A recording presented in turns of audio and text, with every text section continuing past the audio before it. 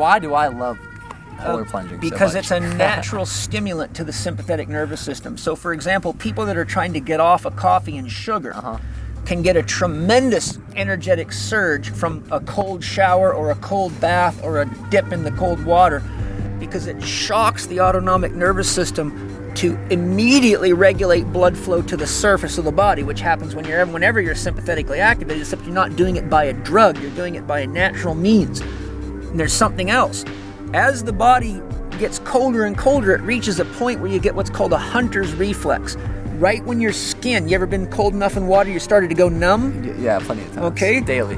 So, good.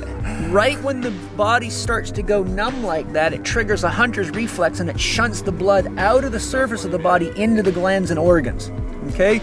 So look what we've just done. We've had a complete reversal of the direction of flow in the vascular system, the arteriovascular system. When you first get in the cold water, it shocks you. Your autonomic system turns on and sends blood to the surface like crazy. So it opens all the vessels going outward. Then when you start to get numbed, the body says, I gotta survive this thing. I better keep the central nervous system and organs warm. I don't care if his arms and toes freeze off. I need to keep his brain and his guts alive. So it now turns around and redirects the blood inward. So what this does is it gives you a vascular massage. It opens the pores and closes the pores. It opens the vessels and closes the vessels. So just like muscles need exercise to grow, smooth muscles, organs, glands, arteries, veins, they all have walls that have participation. Veins aren't so active like arteries are.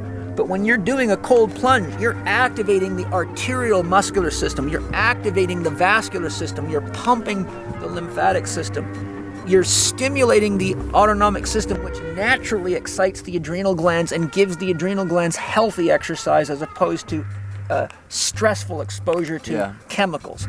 So it also has been shown to significantly enhance immune function. It significantly speeds recovery time from exercise. It significantly enhances sexual performance. Any man that's having a problem with maintaining an erection can significantly, which means he's too dried out, he's too hot, too burnt out, stand in that cold shower for as long as you can and get to a point where you're shivering, dry off and go to bed, and you will meet Tarzan.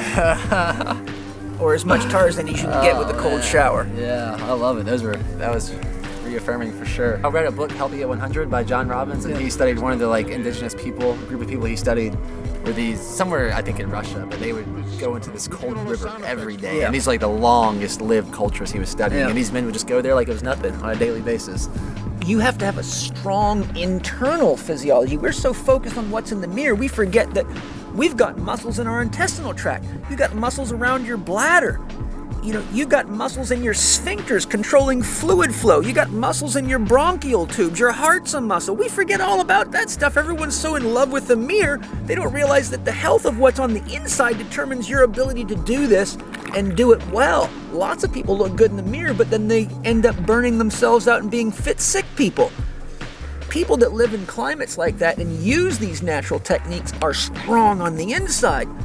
Marry some intelligence with some natural wisdom, and then at least, you have a good combination that produces long-term health and fitness, not just something that looks good in the mirror for 3 days and then results in a lifetime of misery.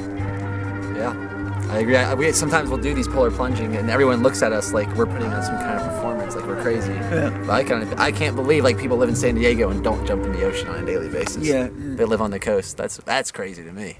And the last quick question, who are your inspirations? Who do you look to? We're the RawBrahs. We're the RawBrahs. We're the RawBrahs.